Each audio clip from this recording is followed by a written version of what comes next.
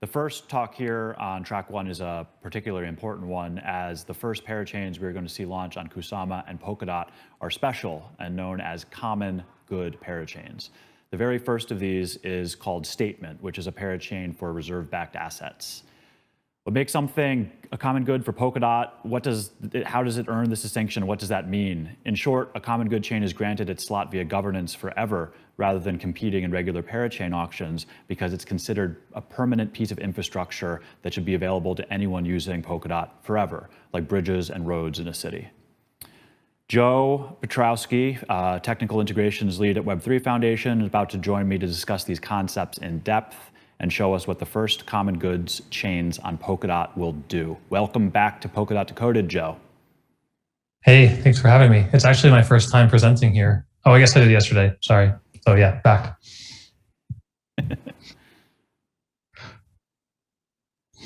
Take it away. All right, so yeah, as Peter said, I'm Joe Petrowski. I work at the Web3 Foundation and I lead technical integrations. So working with like custodians and wallets and validators, and as well now Parachains. I'm working on what's probably going to be the first common good parachain called Statements. And I'm going to talk a little bit about the background of what common good parachains are and end a little bit with specifics about Statements.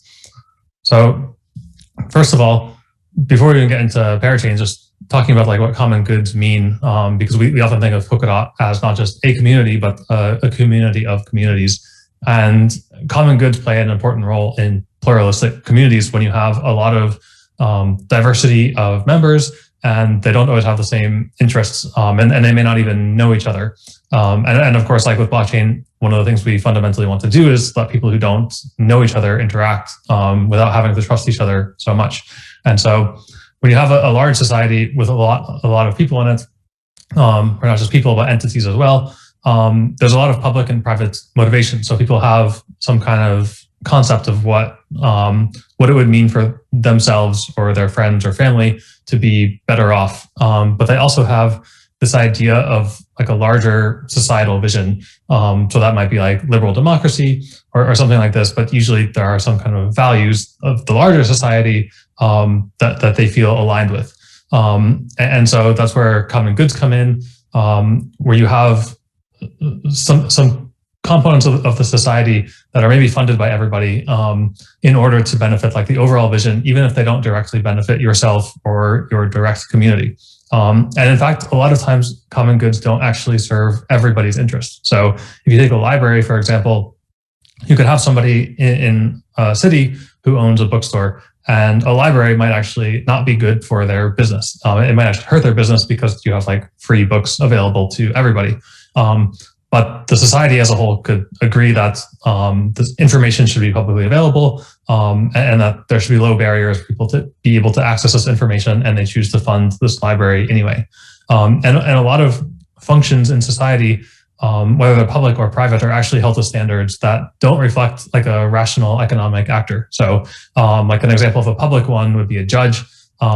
Maybe a judge is presiding over a trial where their neighbor is the defendant, and their neighbor has a really bad garage band or something, and they're really annoying, and the judge might personally want to find this person guilty to kind of punish them for being an annoying neighbor, but they're expected to kind of rule according to the law and according to the actual case in court, and not their own personal benefits in the outcome. And likewise, like in the private sector, something like a journalist might have a very strong opinion on the outcome of an election and have their own candidates that they prefer, but they're still expected to cover and report on this election in line with some kind of like journalistic standards. So we have this free rider problem, and in Polkadot specifically, it has to do with auctions not allocating stake in an efficient way. So we have some parachains that could benefit the entire network, maybe not every participant, but the overall network, and they will even benefit participants who didn't contribute. So if you imagine some of these parachains actually going off in an auction, then there would be contributors to the auction who didn't, or people who didn't contribute to the auction who actually benefit from this parachain's existence. And usually a lot of people will actually not want to cooperate. Like, so if you participated and backed some parachain in an auction, and you found out that I didn't back it, but I still get to use all the benefits of this parachain, you might not want to cooperate with me because you feel like, well, how come I get to use this thing for free when you had to use some of your resources to actually help this get a slot in the network? So when we think about common goods, we're usually thinking about excludability and rivalrousness. So a non-excludable good means that it's not practical to prevent access to it. So it doesn't mean impossible, but if you think of like an outdoor sporting event, like the New York City Marathon, you could, the organizers could build like a tunnel that they make everybody run 40 kilometers through or something, and charge tickets to actually go like watch the event. But it would actually be like more expensive to build the tunnel than it would be to actually like the revenue from selling the tickets. So it's possible to exclude people from seeing it, but it's not really practical. It's just easier to let everybody spectate for free. And a rivalrous good means that one person or party using it doesn't or would impede the use of another party using it. So just kind of like very basic rivalrous goods would be like food in a supermarket. Like if I buy something off the shelf, then well, you can't buy it. And parachains, I kind of debated over semi-excludable and semi-rivalrous, or just completely non-excludable, non-rivalrous. They could be somewhat excludable. They could say, well, like, hey, this user or this other project didn't contribute to my auction, so I'm not going to accept cross-chain messages from them. But of course, you have this kind of like civil problem in blockchain that the user could kind of say like, well, I'll just send a cross-chain message to this other parachain and then have that parachain send a cross-chain message to you. And I'll kind of like clear my messages through that. So it's semi-excludable, but I would say even closer to like non-excludable, where it's just really impractical to not let certain people access a parachain. And likewise with rivalrous, like, yes, there are transaction fees and block limits, and some issues with overcrowding in blockchain use. But generally, like, everybody kind of has access to these blockchains. So a nice little old cartoon that I found that's particularly relevant.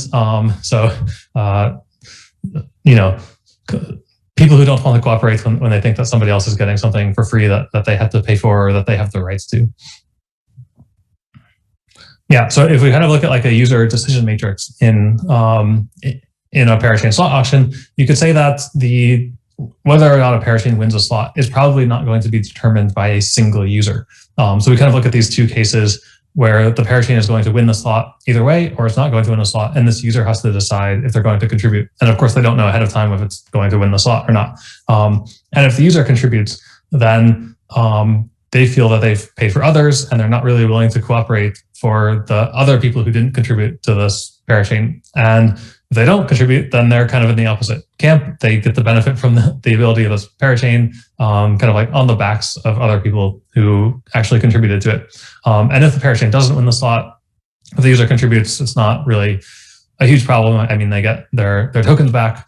And if you're not really familiar with how all this auction stuff works, then you should definitely check out Sean's presentation from yesterday. And I think we have like a few other presentations about this topic.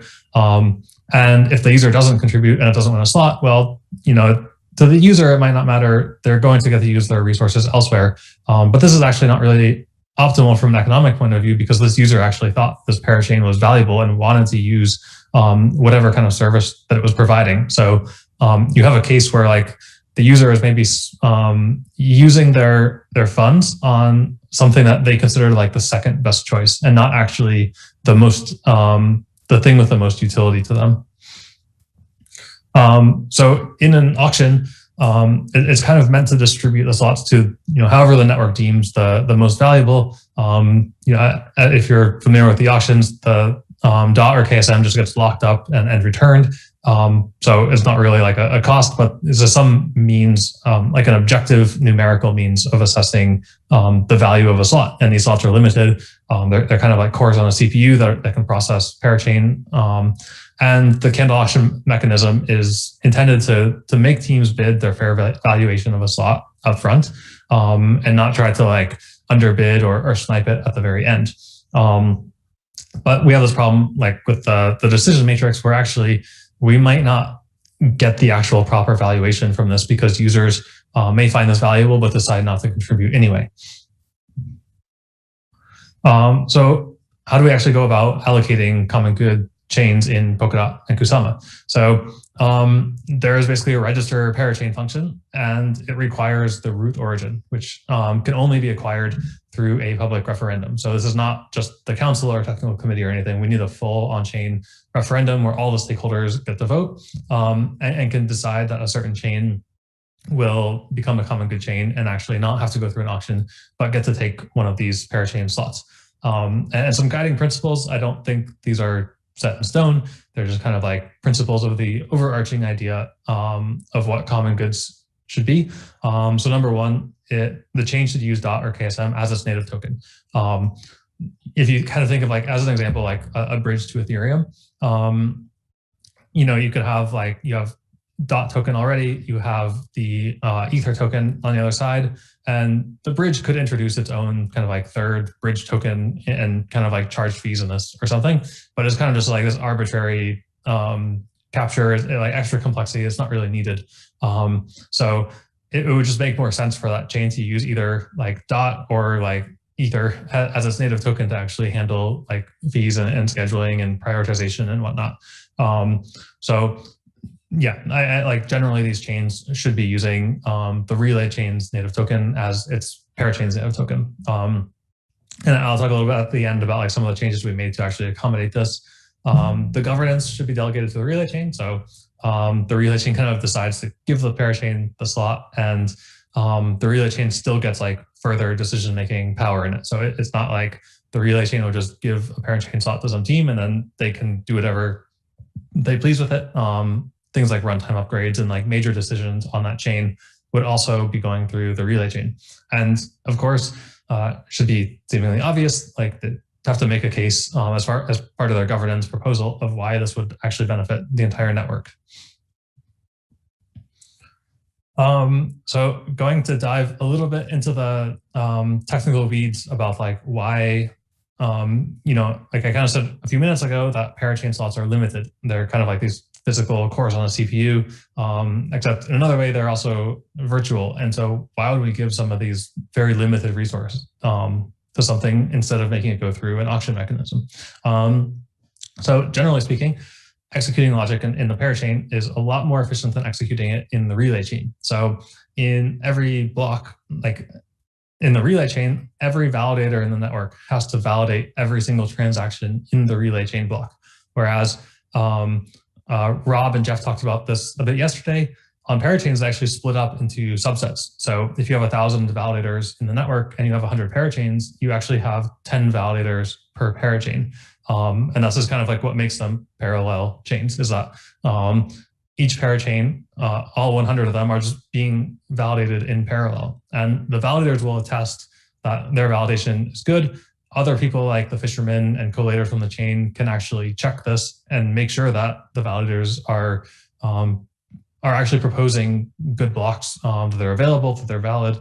And so we can kind of like offload and distribute a lot of this work by putting logic into parachains. So in this little example diagram, I have like a relay chain block on the left here where it's updating a couple parachains that maybe won slots in auctions, and then it has like balance transfers and staking rewards and processing a council election inside of this block. And you have all 1,000 validators of the system validating all of these transactions. Whereas if you split them up into parachains, like a balances parachain and a staking parachain and a governance parachain, then you can have just 10 validators processing this whole batch of balance transfers, and then 10 other validators processing all of the staking stuff. So like processing staking rewards and letting people nominate and computing a new validator election. And then you could have another parachain with governance, so like electing council members, fast tracking referenda, and letting all the governance activity take place on the parachain, each of these validated by only 10 validators instead of all 1,000.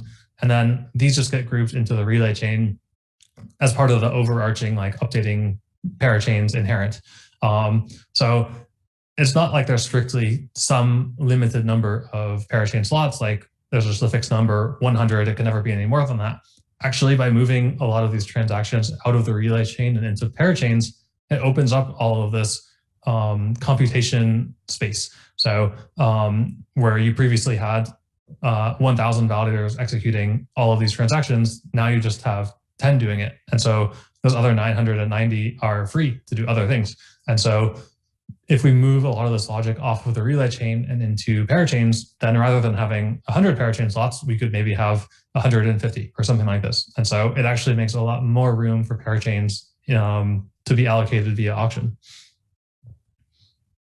So we kind of break common good parachains that we want to allocate these slots into two categories. The first one is called system level chains, and this is unopinionated core functionality. So this is really just like the core functionality that we need to make the relay chain function. And I call this unopinionated because it's already there. So like the relay chain already has balances in it. It already has governance. It already has staking. All of this stuff is there. And so just by like having the runtime upgrades during the launch process that got us to the state where all of this stuff is in the relay chain, the network overall agrees that this stuff should be in the Polkadot network. And when we move it into parachains, we're not really, adding anything new. We're just simply moving it from one place to another and optimizing the relay chain so that it can process more parachains. These should generally be pretty uncontroversial. I mean, everybody's kind of agreed that this stuff belongs as part of the Polkadot network. We're just kind of moving it around a little bit. The second part, and the much more interesting one, is the public utility chains. And this is where it gets a little bit opinionated. So it's functionality that's not really core to the relay chain, but logic that shouldn't be duplicated. So if you look at something like, you could have a smart contract chain that uses DOT or KSM as its gas metering token, an assets chain, which is what statement is, to allow minting fungible and non-fungible assets on chain, and bridges to other networks. So it might not make sense to have 3 bridges to Ethereum, or to have a bunch of different chains implementing their own Ethereum bridge locally. It would make a lot more sense to just have like an Ethereum bridge in one place that everybody can use. And then long term, these chains have to stay aligned with the relay chain. So this goes back to the governance point about respecting messages from the relay chain, delegating their governance to the relay chain. And I don't know how exactly this is going to evolve long term, because you can kind of imagine this getting to the point where we have 20 or 30 common good chains, and there could be like a bunch of bridges and system level chains and assets chain and stuff. And there could be just like a huge referenda queue of like updating all of these different chains and managing them. So I don't know how this is going to evolve. Obviously, it depends on the stakeholders and the upgrades that get made. But I kind of imagine like a governance parachain actually evolving into like a much more sophisticated governance system than we already have. So not just having like a technical committee and a council, but also like this grand oracle committee that Gav has talked about, and maybe like subcommittees, like some subset of the council who can manage like dealing with bridges. Gav has also talked about like doing this random sampling. So rather than doing like a huge public referendum, you can kind of randomly select 200 members from the community and ask them to vote. And if you get something like 80% of this subset is in favor, then the probability that that like more than 50% of the overall community would be opposed to it is statistically extremely small. So we can use like these combinations of like subcommittees and random sampling and grand oracle committees to make more sophisticated governance that can handle governing a lot of different chains. So how this might look is like you could have the relay chain running a bunch of different parachains on it, and you could have this governance parachain that could send messages to the other common good parachain, giving it instructions. So it could tell the staking parachain, hey, you need to update the validator account. We're going to go from like 1,000 validators to 1,200. And it could tell the Ethereum bridge, hey, there was a hard fork in Ethereum or something, and you need to upgrade your runtime in order to maintain compatibility and be able to bridge to that chain. So finally, as a concrete example of one of these chains, we're working on this chain statement, and it's an assets parachain. It's going to support fungible and non-fungible tokens, and also the ability to pay transaction fees in these tokens. So there would be actually no need to own DOT or KSM on your accounts, as long as you have some of these tokens that you could pay the transaction fees with, and the collators on the chain would actually accept some of these tokens in exchange for, or not in exchange for, just in lieu of DOT or KSM in order to process transactions. And so we've had to actually make a few changes to substrates and also like the relay chain in Polkadot to make this possible. So one of them is asset teleportation. So we wanted to use the same token.rksm statement as we do on the relay chain. And so we had to make an interface to be able to make the relay chain and the parachain accept these tokens in a cross-chain way as their native assets. Collective dispatch. So this is the idea that the council or the governing body, like the stakeholder assembly on the relay chain, could actually dispatch functions on the parachain. So it could send messages. The parachain doesn't really know about, it doesn't have a concept of like a council or like a collective or democracy or anything.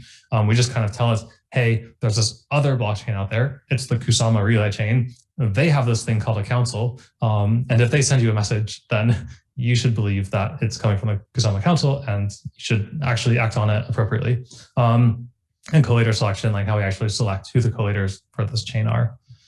And finally, like, yeah, so I maybe did this backwards, statement supporting promise-backed assets. So this would be permissionless. You do have to put that on a deposit in order to create an asset. But if you destroy that asset and take it off chain, you get your deposit back. Fungible, and actually I put eventually non-fungible. I think in the very short term, as in a couple of weeks, then it could also support non-fungible assets. The logic is pretty much done, just needs to do some tests and get it in there. And because we're going from like 1,000 values valuing this to just like 10 or whoever's assigned to this parachain, we're able to lower the deposits and fees just because executing logic in the parachain is so much more efficient. So we actually started with 1/10. So things like the dreaded existential deposits and like the deposits or reservations that you make to have like multi-sigs and proxies, these are all going to be 1/10 of what they are on the relay chain. And transaction fees are also going to be 1/10 of what they are on the relay chain. So it'll be quite efficient and practical to use. And we actually hope to get this down to like 1/50th. So hopefully quite a bit smaller and more ergonomic for day-to-day users. And that is it. I think there's a couple minutes for questions. Awesome.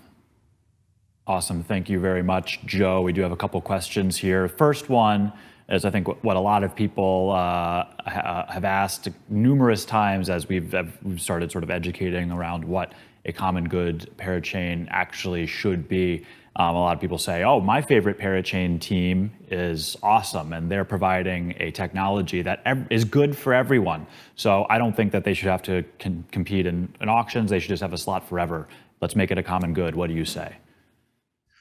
Yeah, I mean, I kind of go back to the core principles that we laid out before, that this should really be like for the benefit of the network and not necessarily the project. So there's a lot of stuff out there that's very advanced and useful, and I won't argue with that, but that doesn't mean it's a platform for everybody to build on. So I think actually like an example I could give here would be with statement and the non-fungible assets. So statement doesn't have any kind of like smart contract logic.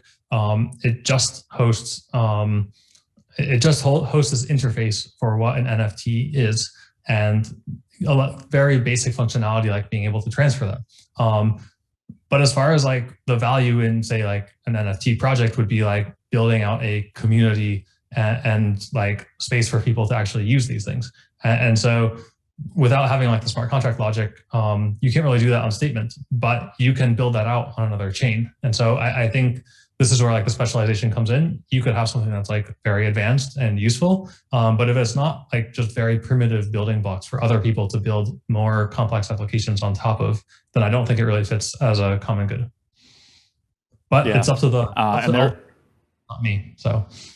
Yeah, that was the next point, is like governance. Anything can happen through governance, and there's obviously a potential future possibility where a parachain that's had a slot and grown a community and clearly delivered a technology that could be a common good, like the council, the Polkadot governance could potentially like buy out a parachain community to make it a common good, but then that token would basically need to the native token of that parachain would basically need to be swapped out and burned for DOT or KSM if it were to become a common good parachain. So that would have to be like a strong consideration by that parachain community if like an acquisition by the relay chain governance would be something that they would want. Yeah, a lot of interesting paths that this can go down with on-chain governance.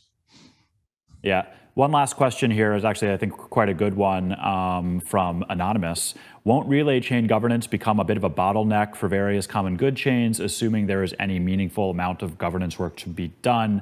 Wouldn't it be better to partially delegate relevant parts of governance to some maybe common good specific governance structure?